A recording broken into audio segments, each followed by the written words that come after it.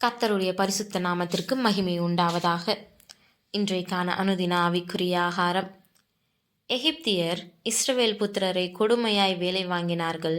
சாந்தும் செங்கலுமாகிய இவைகளை செய்யும் வேலையினாலும் வயலில் செய்யும் சகலவித வேலையினாலும் அவர்களுக்கு அவர்கள் ஜீவனையும் கசப்பாக்கினார்கள்.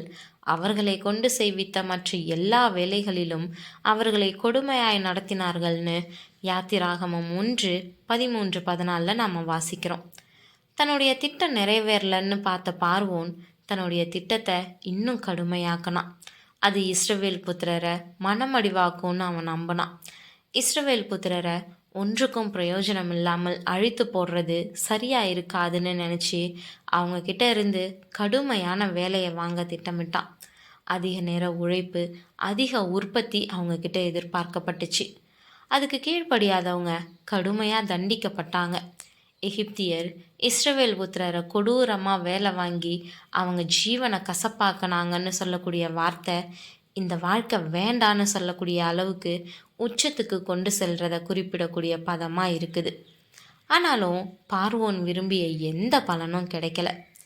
ஆகவே பார்வோன் சிப்பிரால் பூவால் என்னும் பேருடைய எபிரேய மருத்துவச்சிகளோட பேசி, நீங்கள் எபிரேய ஸ்திரீகளுக்கு மருத்துவம் செய்யும்போது அவர்கள் மனையின் மேல் உட்கார்ந்திருக்கையில் பார்த்து, ஆண் பிள்ளையானால் கொன்று போடுங்கள், பெண் பிள்ளையானால் உயிரோடு இருக்கட்டும் என்றான்னு 15-16 வசனத்தில் நாம் வாசிக்கிறோம். அந்த காலத்தில் பிரசவம் பார்க்க மருத்துவச்சிகளை பயன்படுத்துறது வழக்கமாக இருந்துச்சு. அவங்கள கொண்டு புதிதாக பிறக்கக்கூடிய ஆண் குழந்தைங்களை கொல்றது ஈஸியான காரியம்னு பார்வோன் நினச்சான். எந்த சந்தேகமும் இல்லாமல் குழந்தைங்களை கொன்று தன்னுடைய எண்ணத்தை நிறைவேற்ற சூழ்ச்சியாக திட்டமிட்டான். மருத்துவச்சிகளுக்கு ஒரு இக்கட்டான சூழ்நிலை ஏற்பட்டுச்சு. அவங்க பார்வோனின் கட்டளைக்கு கீழ்ப்படிந்தாக வேண்டிய நிர்பந்தம் இருந்தது. அப்படி அவங்க செய்யாமல் போனால் அவங்க கொல்லப்படுவாங்க.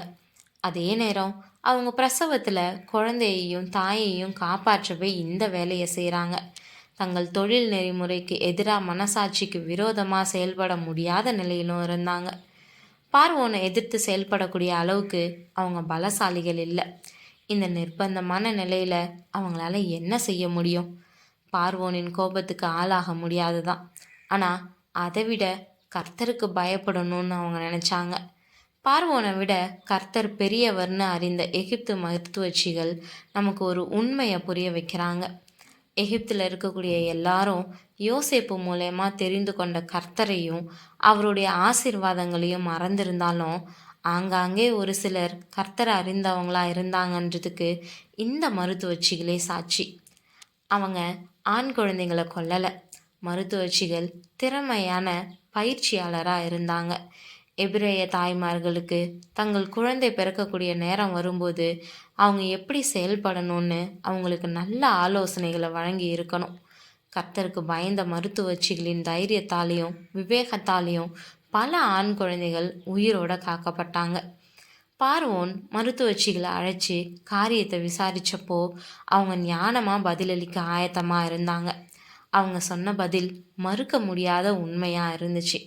ஆமாம், எபிரேய பெண்கள் ஆண்களோட பணி செய்யும்படி பணிக்கப்பட்டிருந்தார்கள். ஆகையால் அவர்களும் பலசாலிகளாக இருந்தார்கள். எனவே அவர்கள் பிரசவிக்கும்போது அவர்களுக்கு மருத்துவச்சிகளின் உதவி தேவைப்படுவதில்லைன்னு விளக்குனாங்க. அவன் இஸ்ரவேலின் பலத்தை குறைக்க எடுத்த எல்லா முயற்சிகளும் தோல்வியில் முடிஞ்சுது. பிரியமானவர்களே, நீதிமொழிகள் 15:23 ஏற்ற காலத்தில் சொன்ன வார்த்தை எவ்வளவு நல்லதுன்னு நாம் வாசிக்கிறோம். ஏற்ற காலத்தில் ஏற்ற வார்த்தைகளை பேசக்கூடிய திறன் தேவனிடத்திலிருந்து வரக்கூடிய ஞானமே. இந்த 2 பெண்களுக்கும் பார்வோன் மேலே பயம் இருந்ததாவே தெரியல.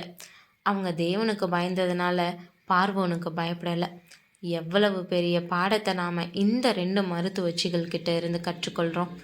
அவங்க பதறலை, கத்தலை, பயத்தினால உளரலை. கர்த்தருடைய பலத்தினால தைரியமாக பார்வோனுக்கு பதில் சொன்னாங்கன்னு பார்க்குறோம். ஞானன்றது எப்பொழுது பேசணும்னு அறிந்து பேசுகிறதும் எப்பொழுது பேசாமல் இருக்கிறதுன்னு அறிந்து அமைதியை காக்கிறதும் தான். நாம் ஞானம் இல்லாமல் பேசக்கூடிய வார்த்தைங்க என்னைக்காவது நம்மளுடைய வாழ்க்கையை பாதித்திருக்குதா? சிந்திக்காமல் இருந்த வார்த்தைகளால் குடும்பம் 2 பட்டு போனதா? குடும்பத்தில் நம்மளுடைய வார்த்தைகளுக்கு மதிப்புண்டா? ஐயோ, நான் பேசாமல் அமைதியாக இருந்திருந்தா இத்தனை குழப்பங்கள் வந்திருக்காதேன்னு நினச்சதுண்டா? நாம் பேசும்பொழுது தேவனுடைய ஞானத்துக்காக ஜெபிக்கிறது உண்டான்னு நாம் இன்னைக்கு சிந்திச்சு பார்ப்போம்.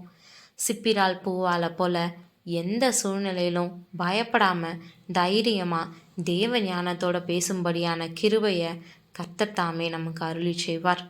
தேவனுக்கு மாத்திரம் பயந்து செயல்பட்ட மருத்துவச்சிகள் ஆசீர்வதிக்கப்பட்டாங்கன்னு வேதம் நமக்கு சொல்லக்கூடிய உண்மையை இன்னைக்கு ஆழமாக சிந்திப்போம். தேவன் தாமே கிருபையும் தயையும் செய்வாராக. ஆமீன்.